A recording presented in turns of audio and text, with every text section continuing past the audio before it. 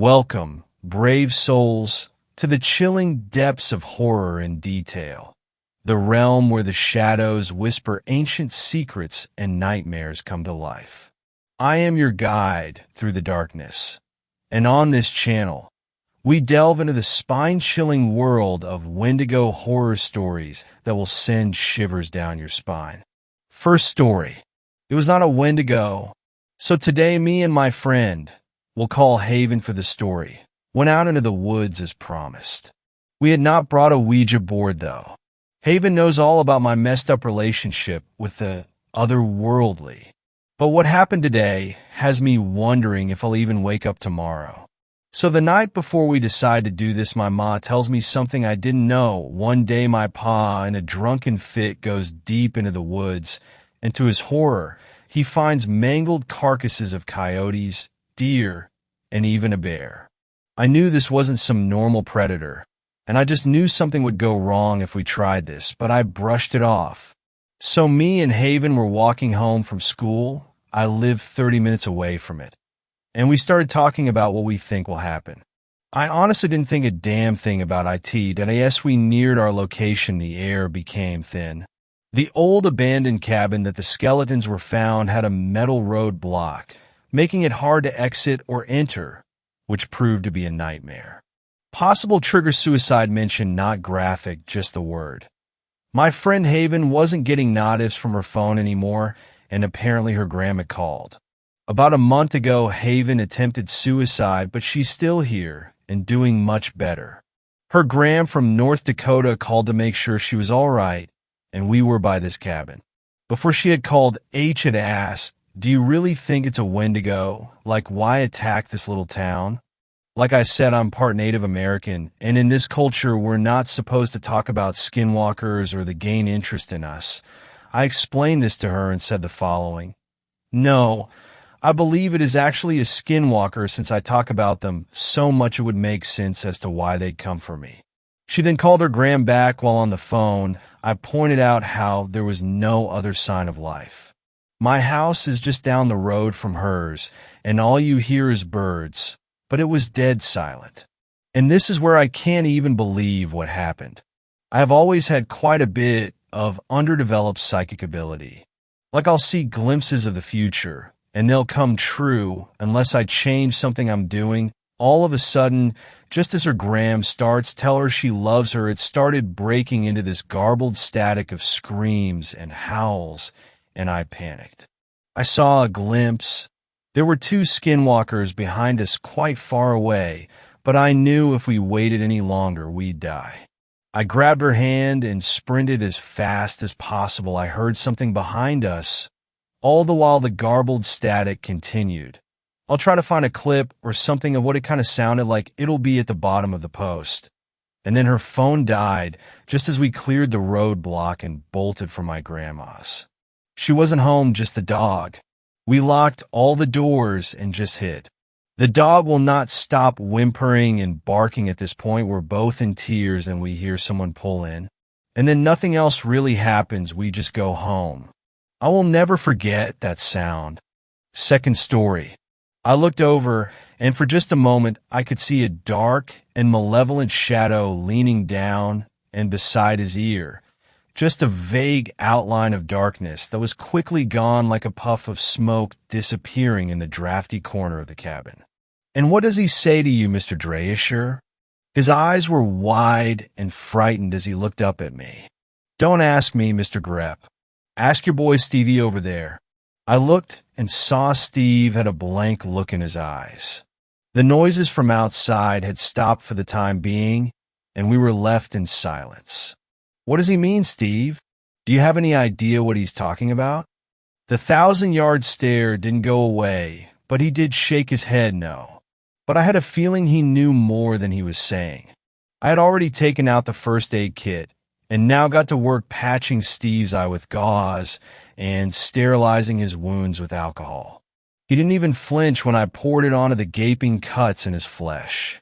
I saw there was a large bump and an open wound that looked pretty nasty on the back of his head that probably accounted for his slurred speech. I dumped a generous amount of the rubbing alcohol on that as well. He's going to need a CAT scan and an MRI when we get home. I'll bet. Jeff had the fire going steadily, and I was afraid to ask him to leave it since it had gotten so cold outside, and he clearly had a skill for maintaining it, but told him to go make up some sandwiches for everyone since he was the only non-injured member of the group not currently tied to a chair. Peter was instructed to keep the fire going in Jeff's absence, which he groaned and complained about despite the lack of work that would entail. After finishing the final bandages on Steve's forehead, I tried to think of how we could rescue my son. Calling the police was out of the question with the storm. The cell phone had no signal. And if I left him alone with that monster and went to get help on foot, he would be dead before anybody could find him. The thing was insatiable in its hunger, at least from all the evidence we had seen.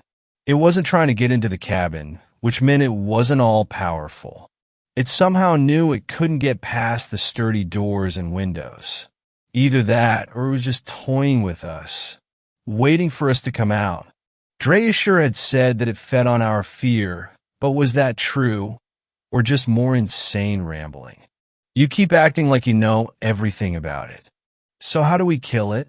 Can you tell me that at least? I yelled at Mr. Dreasher. Oh, you can't kill him. He won't let you. Men have tried before, and none have lived to tell of it. What is he? Do you even know what he is? He's a Wendigo. You should know that by now. A dark spirit. It infects people like a sickness. It takes them over, and it's contagious. That's the worst part of Wendigo psychosis. It doesn't just stop with one person. So, is that what's happening to you? It's making you crazy? Oh yes.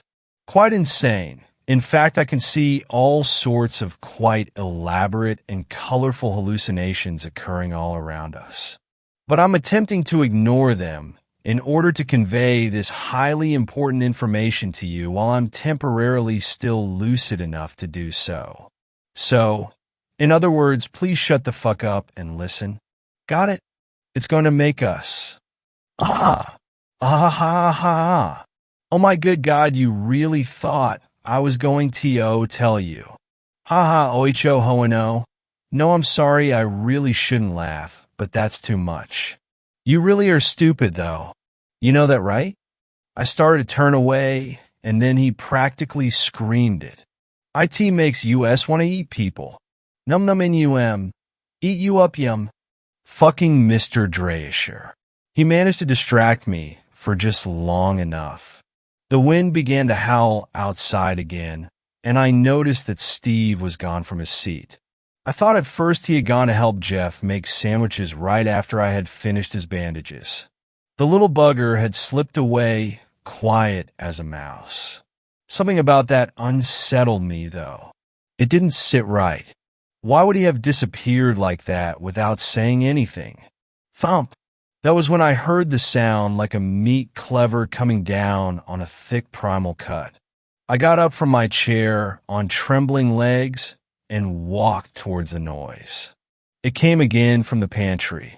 Thump thuck, thump thuck, thump thuck. Then another noise. A sound like someone chewing on a very tough steak, gnawing on it, trying to get through the gristle. The darkness in the little pantry room was difficult to see into. I pulled out my flashlight, and it reflected off one inhuman eye that glared back from the recently rescued little boy's face. Steve's mouth was bright red with blood, and I saw Jeff was on the ground beside him, dead, lying in a pool of his own blood. There were parts of him missing. His right hand was gone, and I saw that Steve was chewing on it like a drumstick, taking big bites from the palm of the hand like it was fried chicken. Oh, fuck. Steve's eyes flashed in the darkness, and I heard him make an animalistic hissing noise as I stepped backwards, unsure what I was going to do next. He held a large cleaver in his hand that he had snatched from the knife block back there, and I realized that I was unarmed and unprepared for this. Hell no! I'm out of here, man! Peter suddenly yelled from behind me. I realized he had snuck up and had witnessed the grisly murder scene unfolding in the storage room. He ran to the front door and unlocked it, then was gone out into the snow, leaving the door hanging open behind him. "Peter, come back here." Third story. Found an old journal in Sierra Nevada mountains. I live in LA, and me and some buds were hiking the Sierra Nevadas last weekend. We thought this was some pretty cool shit, and one of them said I should post it here. The journal was in a wooden box in a shitty little shack that looked like it has been abandoned for a long-ass time. August 14th, 1848, tomorrow, we enter the mountains. It is to be the most difficult part of our journey, but because of the new, faster route, we should be safely arriving at our destination on the Pacific weeks before the first snowfall.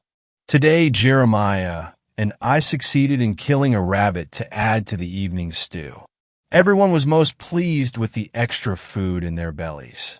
I look forward to the day when we can all sit by the seashore, our pockets full of California gold, and feast upon the bounty of delicacies the West has to offer.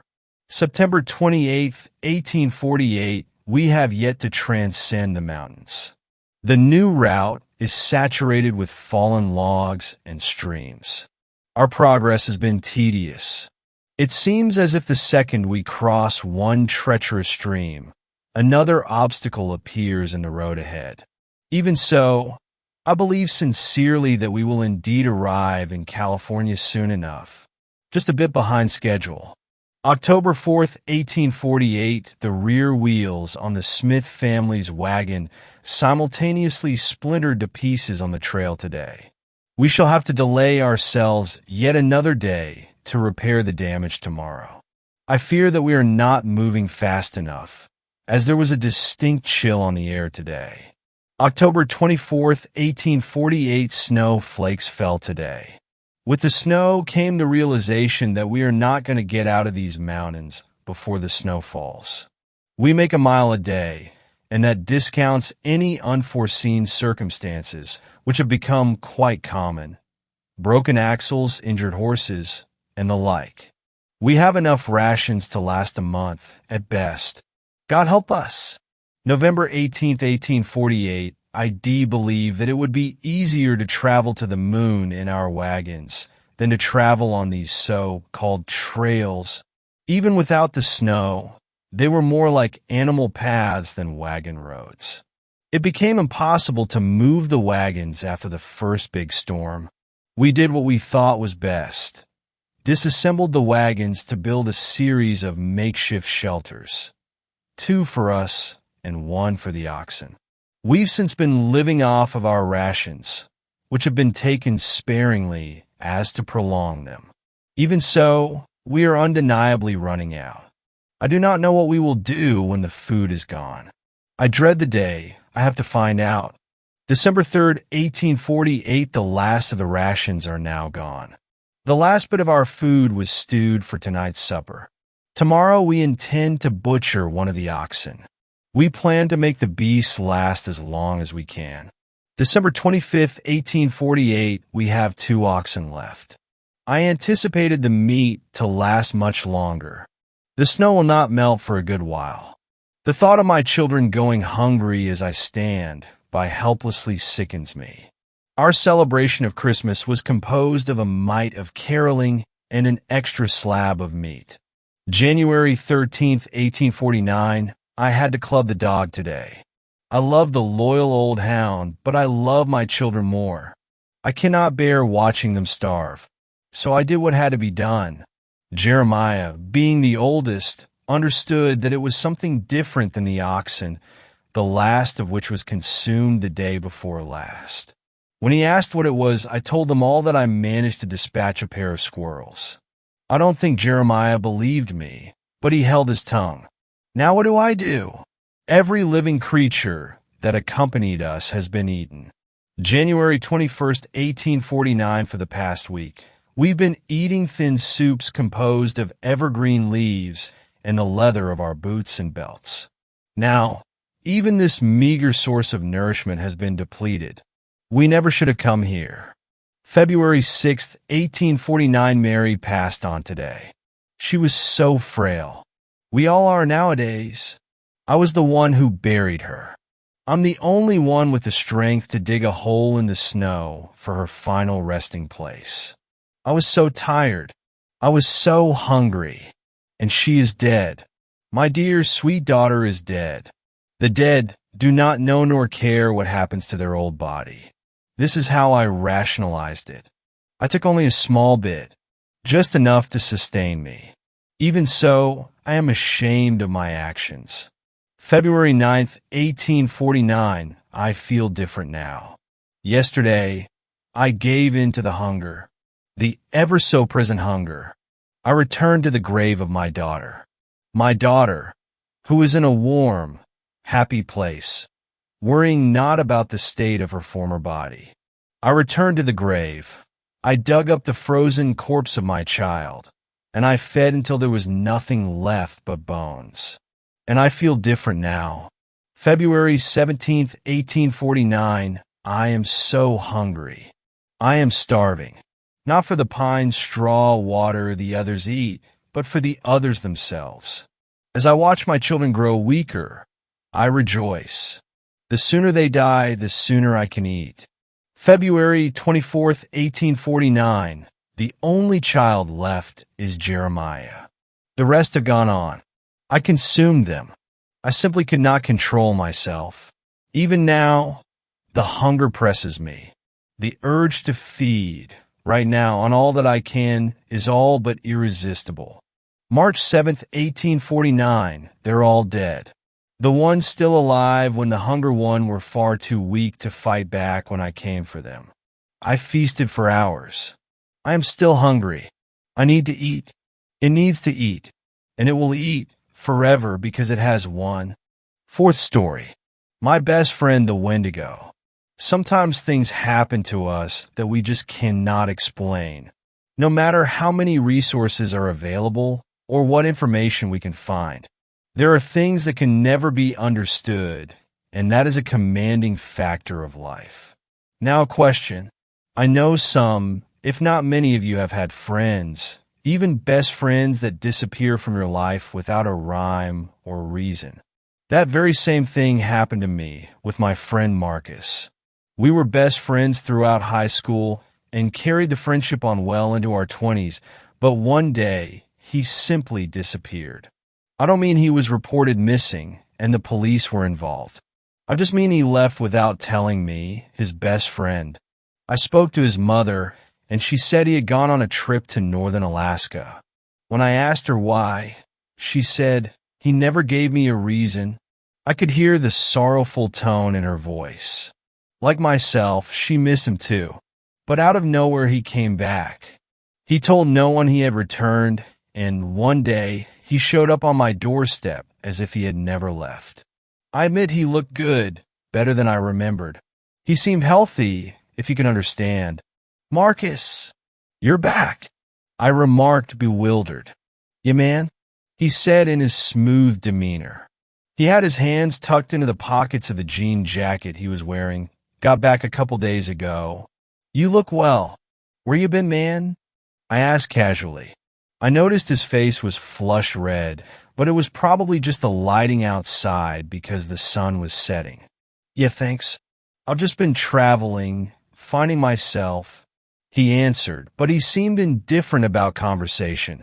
It made me wonder why he came here if he wasn't looking to talk. "Well, that's cool. Did you want to come in?" I asked while gesturing my hand through the door. He nodded and brushed past me into my home. "Thanks, Derek," he said nonchalantly, as if this was a routine occurrence. "Something up?" I asked as I closed the door behind me. Marcus flipped his wavy blonde hair and sighed, "No, not really. I just have a proposition for you." It was strange that this was how he decided to start the first conversation between us in a long time. A proposition? Forgive me for saying this, but we haven't spoken in quite some time, man, and I don't know if I'm really in the position to dive headfirst into something new. "No, it's not like that," began Marcus. He didn't appear slighted by my response, which was welcoming to see. "I was just wondering if you'd be interested in coming with me on a trip, a vacation of sorts. It wouldn't be long, just a week up north. With who you? I asked with a hint of scrutiny. Yeah, just me, he said quickly. For some reason, his fingers were twitching like he could barely control himself from having a breakdown of some kind. Why so sudden? And why me? I mean, Marcus, where have you actually been this whole time? I find it strange you would come to me, of all people, for this hurried request of yours. I need someone to come with me. It's important that you understand, Derek. I'm not the same person I was when I left. I am something much more unique. But I cannot be left to the masses. I must be quelled. He was speaking in completely vague sentences, the context of which I couldn't understand. I have to be honest with you, Marcus. I don't know what the fuck you're saying to me right now. I wasn't going to lie, but I saw a slight shift in his eyes upon hearing my candor. He sat down in my recliner and clasped his hands together. Listen, are you in or not? He wouldn't even look me in the face when he asked. He simply hung his head with his eyes on the floor. Well, I don't know. Where would we be going exactly? A cabin up north. Once we get there, I'll give you a list of instructions that you must adhere to. I promise you will understand. I took a deep breath. Clearly, Marcus was in distress and needed help. I wasn't going to leave him to fend off against whatever demons were riding his shoulders. I figured he had become an addict and wanted someone to look after him while he got himself cleaned up. I suppose, I said quietly. Awesome. Thanks, Derek. He said hastily. You won't have to pay for anything. I've got that all covered. Just be ready tomorrow morning, and we will head up there. Tomorrow? Damn, that's definitely short notice. I said, already thinking about what I would tell my boss. Don't worry about work, man. Just trust me, even if you've never trusted anyone. He remarked as if he read my mind. He then stood up and began walking to the door. I don't know what happened to you, but something's definitely different. I mentioned as I opened the door for him. You don't know the half of it, he said before walking outside. See you in the morning. Bring anything you're comfortable with bringing, but don't overpack. I nodded even though he was facing away from me, and he walked off down the sidewalk. How'd he got here? Obviously, he didn't drive if he was walking. Something seriously weird was going on with him. My boss was fine with me taking some time off. I figured it wouldn't actually last a week anyway, so in my head all would be well. The next morning I was ready to go, and Marcus arrived just after 9 a.m. to pick me up. I brought my things outside. I had only packed some snacks, a flashlight, blankets, a pillow, my medication, and several outfits for the outdoors of life. The cabin has beds and blankets, said Marcus from the driver's seat of the old SUV he arrived in. Yeah, well, I prefer to feel a sense of comfort that I can only achieve by having things that belong to me. If you say so, he remarked. His lack of engagement was already growing stale. I got in the passenger seat, and we sped away without another word shared between us. Every so often, I would glance at Marcus to study him. While he did seem healthy, there was something innately different about him that I couldn't put my finger on. He was jittery, easily startled, and on edge. We drove for a good 6 hours before pulling off at a rest area. Marcus seemed alert, but for some reason he said, "We're going to sleep here for the night." The night?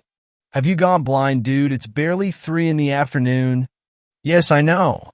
I'm hungry and I need to rest, said Marcus quietly. I can drive, man, if that's the issue, I asked reassuringly. He turned to look at me with viciously bloodshot eyes, as if he had been staring at the sun the entire drive. No, you don't know the way. You can tell me the way. I have GPS. No, Derek. Just close your eyes or do something for a bit. I'm hungry. The way he said hungry was like a ravenous animal, like his desire to feed was overthrowing his decision-making. Fine. Go get something to eat then, I said kicking my feet up on the dash and leaning the seat back. Marcus stammered when he responded, "No, not yet. When night falls, I will." "You're acting really strange, man. Is everything good?" Instead of responding, he only nodded slowly. I didn't say anything back, but I did watch him from the corner of my eye for some time. I noticed he was watching every single person who walked into the rest stop like a starving fiend. I passed the time by reading on my phone, listening to music through my headphones, and after night fell, I closed my eyes. Up until I decided to try and sleep, Marcus hadn't taken his eyes off the entrance of the rest stop. I can't even recall if I saw him blink once. Luckily, I managed to fall asleep relatively quickly. However, I was awoken abruptly when Marcus heaved his body back into the driver's seat, as if he were running from something. He was absolutely covered in blood, his mouth and most of his face, his hands, his shirt and pants, everywhere. "And Marcus, what the fuck, man?" I asked intensely. He swallowed audibly. "I feel better now. We can keep going." I could see his teeth stained red from the dim light produced by the rest area. "No way, man. You're going to tell me what happened to you." Without looking at me, he said, "I had to eat, Derek." "We all have to eat."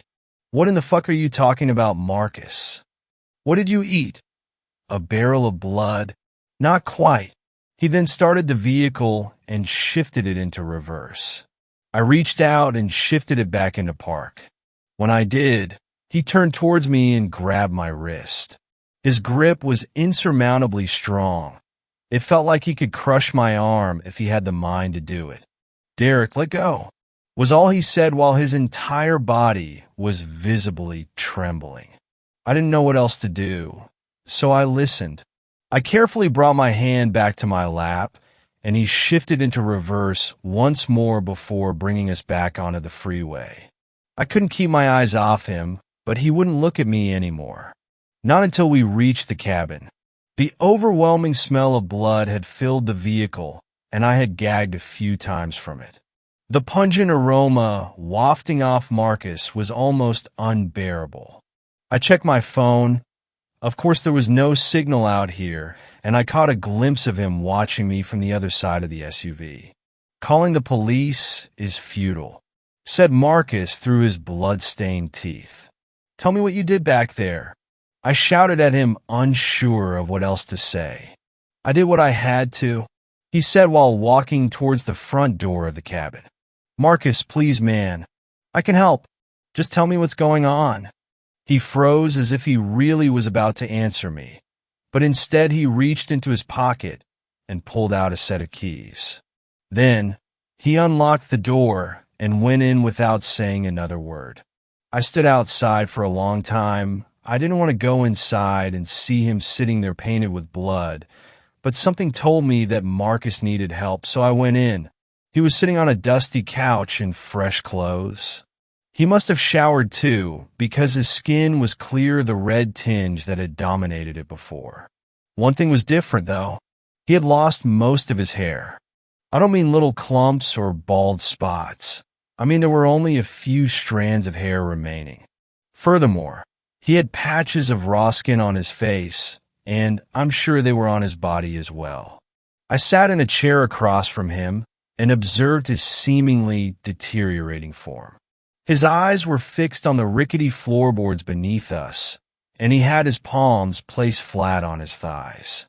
After 5 solid minutes, without so much as a twitch, he finally raised his head. His eyes met mine, but his were almost black.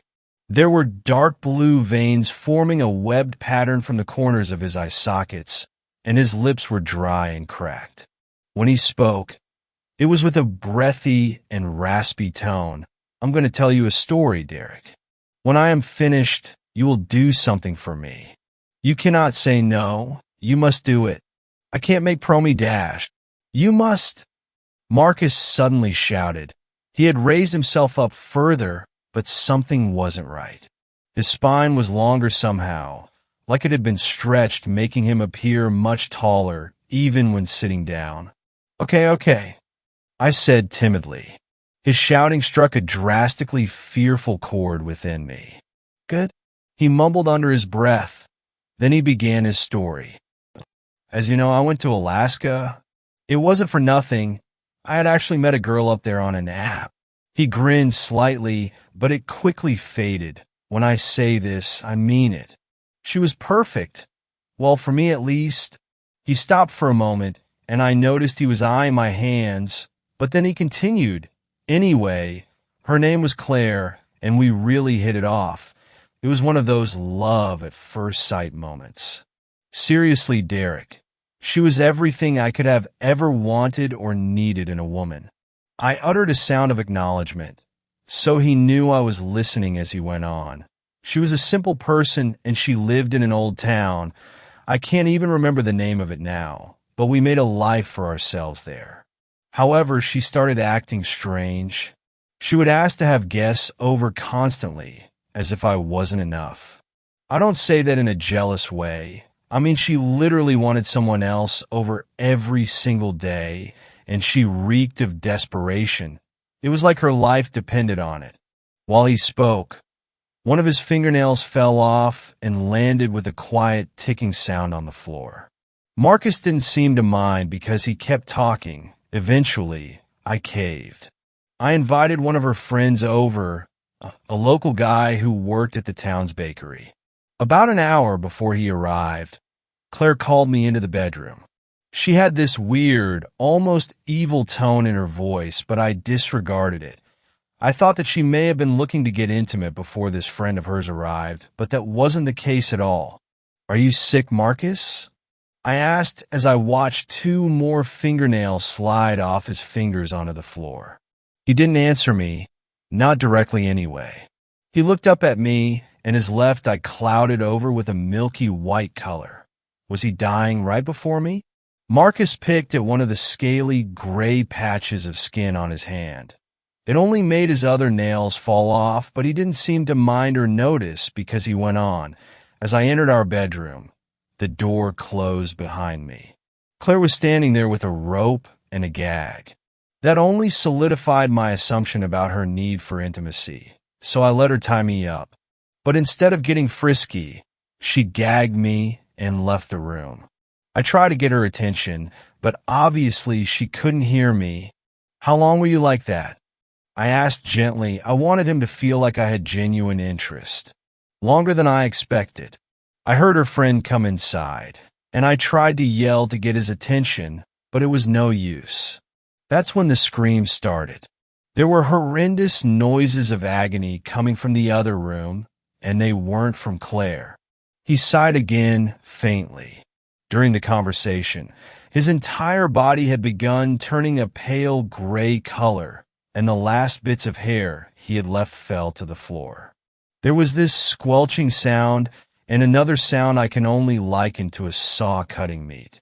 I hated every moment being tied to that bed in our barely lit room. "Where are you going with all of this, Marcus? Are you saying Claire killed her friend?" "She didn't just kill him, Derek. She ate him." "What?" I exclaimed vehemently as my stomach turned. "Yeah, she ate him, and when she was full, she brought the scraps of what was left into the bedroom. She removed the gag and told me if I didn't eat, she would consume my flesh as well." "Did you do it?" I asked with curiosity. He looked down and then up before slowly nodding. "I did. Marcus, man, I don't know what to say. Just keep listening," he said solemnly. I had to hold my mouth open while she let the blood of her friend drip inside. She told me that if I did, then I'd never be sick again. I'd never worry about anything but eating. It made me remember all the times she had gone out for the night, only to come back looking more youthful than before. I shifted in the chair, and Marcus stared at my hands again for far too long. I was growing uncomfortable by his lustful gaze. The next time he spoke, his voice had diminished into something gravelly and hoarse. I did not fight her. I did what she asked. I hoped that she had just lost her mind, and when she was satisfied, I'd make my escape. But I was wrong. The flesh, that is, the consumption of it, made me a new being, It gave me strength, vitality, and an iron constitution. I felt the best I had ever felt in years, but then came the hunger. Hunger? I questioned calmly, although I was reminded of when he mentioned how hungry he was at the rest area. Yes, Derek. The hunger for human flesh was insatiable. It didn't matter how much I ate, my body would feel like it had been further deprived of sustenance. I craved warm, running blood, almost like a vampire, and Claire did too. Before we knew it, we had slaughtered the entire town, and nobody saw it coming. But after that, Claire, she turned into something feral, something less human and more animalistic. Like you are now? I asked with a hint of concern. Yes, she became this creature. It was grotesque and malformed. She wasn't my Claire anymore. So I did what any loving partner would do. I put her out of her misery. You killed her? I ended her suffering. I see. That's when I came back down here. I couldn't live up there alone, but I also realized I couldn't be left alive at all. Derek, I desperately want to be with Claire again. Whether there's still a place for my soul in heaven, or if I'll be sentenced to an eternal hell for the things I've done. As long as Claire's there, I'll be happy.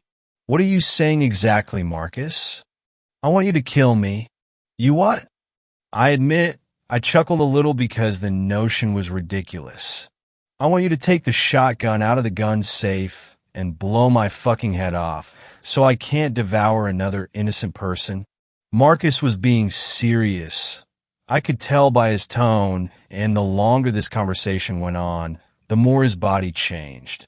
I finally managed to ask the question I desperately wanted to know the answer to. Did you eat someone at the rest area? I ate an entire family, he said without remorse. I didn't know what to say. What could you say? All I could do was gasp while remaining at a loss for words. I called the police from the payphone afterwards, so they should be there now. He began harshly. I chose that particular rest area because the cameras don't work. I had staked it out before even coming to you. It was all planned. But I did it for you. For me? You ate an entire family for me. No, I made it so you couldn't be connected to what happened. The police are none the wiser, and in reality, you've done nothing wrong. This is fucked up, Marcus. I know. I'm sorry, Derek. I need you to honor my request now, though, before it's too late. What happens if I don't? I asked out of curiosity. Marcus stood up hulkingly tall and groaned a bellowing, low, rumbling roar. You cannot deny my desire for death. In my pain, like I ended the pain for Claire. His breathing was rapid and fierce, but he managed to calm himself down. I apologize for scaring you, he said in his gruff voice. Marcus, you were my best friend once. I can't kill you. You have to. This is why I came to you, because you still are my best friend, and I didn't want to ask a random stranger. They wouldn't understand, but you can understand. His face grew long, and it was accompanied by many painful grunts by Marcus. I need you to do this for me. I do not want to hurt anyone else. Even now, the hunger calls to me. It is taking every ounce of strength I have left to resist lashing out at you and devouring every tasty morsel of flesh covering your ripe and ravishingly delicious body. He shook his head like a madman before his eyes met mine once again. Please, Derek, I am begging you. I don't know what changed in me, but hearing my once best friend pleading for his death no longer perturbed my emotions. I stared at his rapidly transforming body for an indeterminate amount of time before getting up and walking to the gun safe. It was already unlocked. He must have done that while I waited outside. I reached in and grabbed the only gun in the case, the shotgun Marcus had mentioned. I assumed it was already loaded. If Marcus had planned this much, then surely he planned that too. I walked back to the chair and sat down, and a gnarled, black-toothed grin spread on Marcus's veiny, gray face. Thank you, Derek. I can't live with myself any longer, and this is the best option. Do not take pity on me. Do not feel guilty or ashamed. Take pride in the fact that you have expelled a ruthless creature from this world. I pumped the shotgun and aimed it at his head. My heart was pounding and my hands were sweating. Oh, one more thing, he remarked. In the glove box of the SUV are my life savings. Take it all and do with it what you will. I ask that you never tell my mother about this, or anyone else. It will be our secret. He then took one last deep breath. Okay, I'm ready. Do it. Just as I was pulling the trigger, Marcus's body twisted and contorted into a far more disturbing visage, and as the shot rang throughout the cabin, his blood and viscera splattered against the couch, the floors, the walls, and even the ceiling. His painful shrieking stopped, and his body ceased all movements. It was over. I sat there with the shotgun in my lap, still aimed at Marcus's corpse for most of the day. I couldn't bring myself to get up or do anything else but stare at my headless former best friend. Eventually, I found the will to stand. After I was on my wobbly 2 feet, I took a sheet from one of the bedrooms and draped it over Marcus. I searched the entire grounds of the cabin for a shovel because I wanted to bury him, but I couldn't find one. It was cold outside anyway, and I'm sure he wouldn't want me to die from digging his grave. I did, however, find some matches. It was the middle of winter, so I thought it would be better to just burn the cabin down. I didn't want Marcus's body to rot there on the cold couch, and as I dropped a lit match on it, the fabric immediately engulfed into a mighty blaze. I walked out of the cabin and got into the driver's seat of the SUV. And that's when I remembered Marcus had the keys. I couldn't help but laugh about the irony of it all. Marcus had left 10 grand in the glove box for me. I ended up having to hike down the driveway and up the road until someone stopped to pick me up. They drove me to the nearest town, Grand Marais, I think it was called. It was a small town, but the people were friendly. I rented a room at their local inn and have been here for 3 days just thinking about Marcus and what he went through. I thought about if I was responsible for the family he murdered and ate, but I had no idea what was going on at the time. I was only along for the ride until I had to play my part, my role in ending Marcus's painful life. If your best friend or even friend returns to you after having been gone and without contact for years, be careful if they ask for you to take a trip with them. And always remember, the mysteries of the world can outweigh grounded reality. Nothing is as it seems, even Marcus. Be safe, everyone. I hope none of you look down on me. 5th story. Something whispers my name in the woods. It used to happen now and again. I first remember hearing it when I was just a boy, maybe 6 or 7 years old. I'd been on a stroll through the woods with my mom and her boyfriend, cutting through the park to get to an ice cream shop on the other side of town. "Freddie," the voice said quietly like a whisper. At the time, I thought it was just my mom's boyfriend now playing a prank on me. "What?" I asked him. He shrugged. Didn't say anything. The second time it happened, I was 10 years old. My school wasn't far from the forest, and occasionally we'd do our physical education classes out there. This particular time, we were playing Capture the Flag. I was the flag keeper and exhausted from running, so I found a small spot away from the action to catch my breath. The flag was stuck into my belt on my waist, so I couldn't just grab a breath anywhere. It was easy to steal if somebody was quick or quiet enough. It just so happened one kid, Ryan, thought he was that quiet. Honestly, I wouldn't have heard him either. He was nearly on top of me. "Freddie!" I jumped at the sound of my name, and Ryan lunged for my flag. Before he could reach me, though, I bolted. At the time, I thought that maybe Ryan called my name to rub in his impending victory. Like a "aha, Freddie, got ya" sort of thing. As time wore on, I learned that wasn't the case. The voice called out to me more frequently.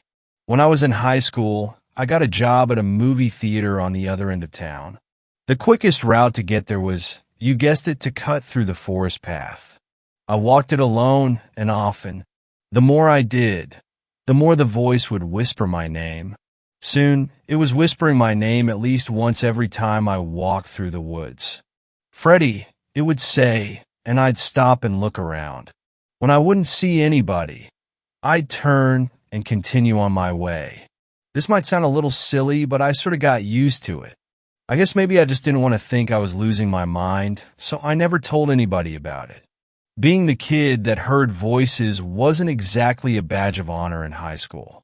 Plus, I like to think that maybe I just had some kind of special connection with the woods, like some spiritual hippie thing. I was 17 years old when the voice terrified me. I'd been leaving a late shift at the theater, one much later than I'd ever done before, and had an exam I still needed to study for the next morning. As much as I didn't want to cut through the woods after dark, I didn't have the money for a cab, and the buses had stopped running. So I went through the forest. I'd walked the path 1,000 times before. Why should tonight be any different? It was quiet at first. Only the wind and the swaying trees greeted my ears. Now and again I would hear something moving in the brush, but it was always easy enough to dismiss as a squirrel or raccoon. After all, I was in their territory. They were probably surprised by me. My heart jumped at the sound of my name. "Freddie," the voice said. "Jesus." I snapped, not expecting it in the dark. I took a deep breath and told myself to relax. "It's just you," I mumbled to myself with a chuckle. I walked for a few more minutes when I picked up on the faint sound of footsteps behind me. Was somebody else taking the shortcut? I turned around, peering into the inky dark of the forest trail. While the moonlight was enough to make out the path directly ahead, it was tough to see much further than 10 or 15 feet. I pulled out my phone and turned on the light, casting it over the trail. Nothing. Just wood chips and a stray candy wrapper. I pocketed my phone, pulled my jacket tighter around me, and continued on. This time I picked up my pace, moving at a fast walk. Around me, and continued on. This time I picked up my pace, moving at a fast walk. "Freddie," the voice said again, this time less airy and more forceful. I ignored it, continuing on my way. I just wanted to get the hell out of those woods. It's hard to explain, but I'm sure you felt the same impulse now and again. The sensation that you aren't safe. I felt it in my gut. My body was telling me to leave as quickly as possible. The voice repeated my name, its tone shifting lower, then higher. It sounded unhinged, like an out-of-tune instrument. I never heard it repeat my name so often in such a short span of time. "Freddie," it sang.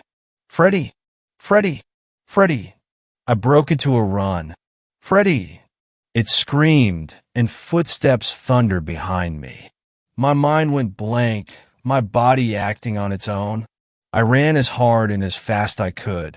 The voice screamed my name over and over again, its footsteps closing in on me. I shouted for help, my voice cracking. "Freddie!" It shrieked from right behind me.